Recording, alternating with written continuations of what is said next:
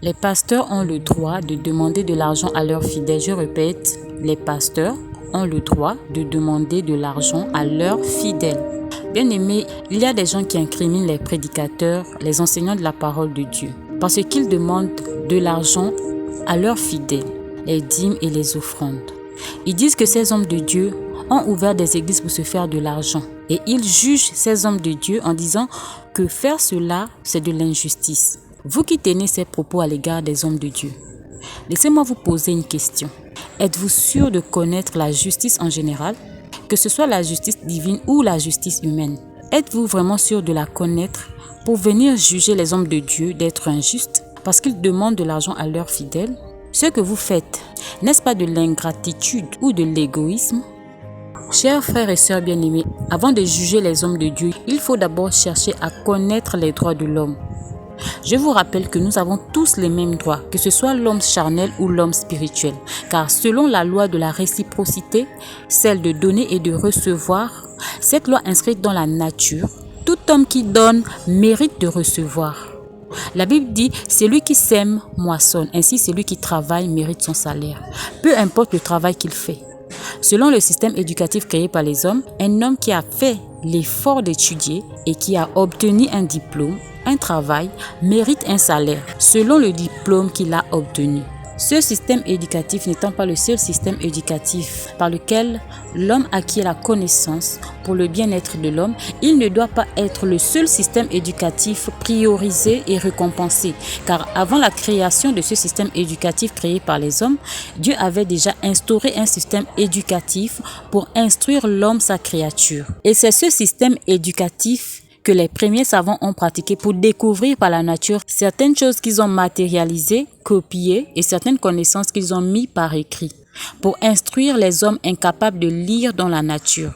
C'est par le rassemblement de toutes ces découvertes qu'ils ont créé ce système éducatif humain basé sur la science physique pour étudier le corps, les plantes, le cosmos. Or, la science spirituelle étant la base du véritable système éducatif divin, existe aussi ce système qui consiste à étudier l'âme, le véritable homme, l'esprit, le but de la vie sur terre et la vie après la mort. Ces connaissances aideront les hommes jusque dans l'au-delà. Donc, enseigner ces connaissances est plus important qu'enseigner la science physique, car aucun homme ne peut apporter un bien matériel dans l'au-delà, mais les hommes peuvent apporter dans l'au-delà ces connaissances spirituelles que l'apôtre Paul appelle les biens spirituels en disant: si nous avons sémé parmi vous les biens spirituels, est-ce une grosse affaire si nous moissonnons vos biens temporels? Si d'autres jouissent de ce droit sur vous, n'est-ce pas plutôt à nous d'en jouir?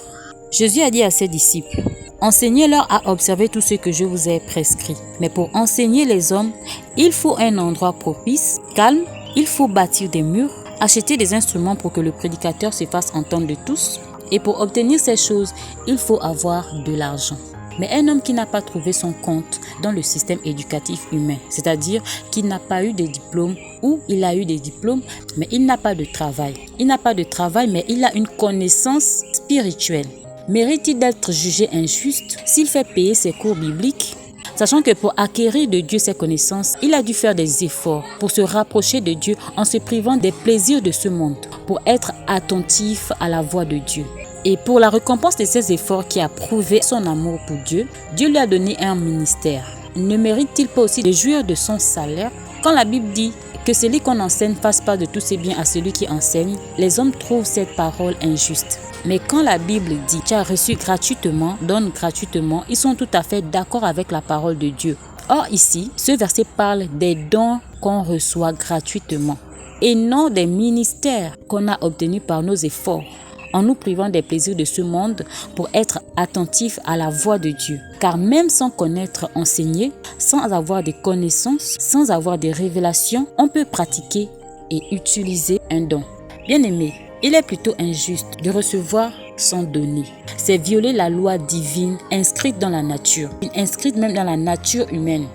L'apôtre Paul dit: ne savez-vous pas que ceux qui remplissent les fonctions sacrées sont nourris par le temple que ceux qui servent à l'autel ont part à l'autel, de même aussi le Seigneur a ordonné à ceux qui annoncent l'évangile de vivre de l'évangile. Pour moi, je n'ai usé aucun de ces droits. Ce n'est pas afin de les réclamer en ma faveur que j'écris ainsi, car j'aimerais mieux mourir que de me laisser enlever ce sujet de gloire. Quelle est donc ma récompense? C'est d'offrir gratuitement l'évangile que j'annonce sans user de mon droit de prédicateur d'évangile. Car bien que je sois libre à l'égard de tous, je me suis rendu le serviteur de tous afin de gagner le plus grand nombre.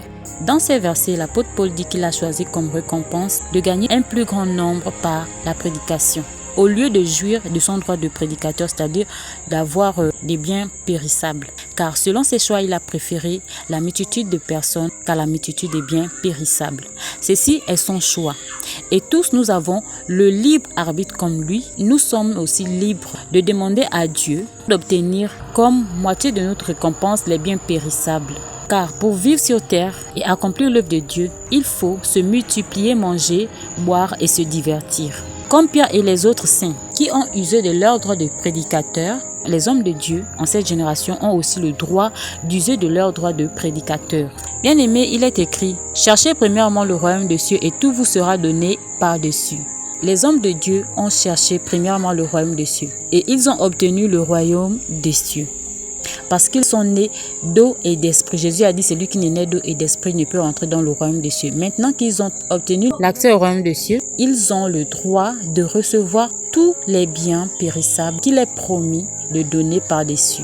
Bien-aimés, soyons reconnaissants envers les hommes qui se sont faits instruments de Dieu. Encourageons-les en likant, en commentant Amen et en partageant, si nous n'avons pas d'autres biens à les donner. Car c'est par le nombre de personnes édifiées qu'ils recevront de Dieu des récompenses. C'est tout pour aujourd'hui. J'espère que cette vidéo vous a édifié. Je vous dis à bientôt pour une nouvelle vidéo.